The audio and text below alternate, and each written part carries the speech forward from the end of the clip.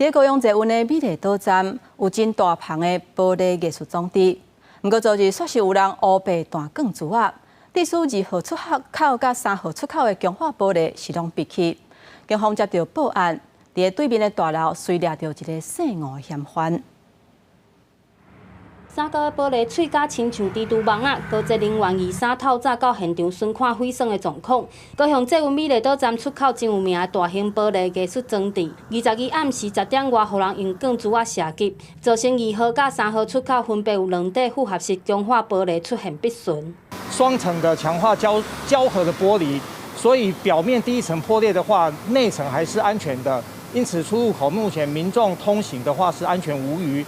那我们已经通知相关的玻璃厂商，会尽快的在今天对现场的施工方式跟更换的尺寸进行测量。高职站长巡检的时阵发现报警，警方到场判断，钢珠啊是对面大楼射出来，顺线伫大楼9楼查到5世嫌犯，并找到 BB 枪甲气瓶。嫌犯互掠到了后，表示是因为找头路无顺，才会对房间的窗啊对外射真侪发钢珠啊发射警示。警方于现场发现吴男精神状况不佳。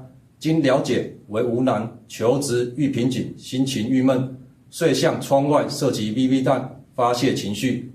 现场无人受伤。附近涂骹透早阁留有真侪钢珠啊！美丽岛站伫人车拢真侪，中山中正路口，万一若射到经过的人，也是去机车，后果不堪设想。专案会以公共危险、毁损等罪嫌，移送高雄地检署侦办。高职嘛向嫌犯要求修理等费用的赔偿。记者陈焕武、陈显坤高雄报道。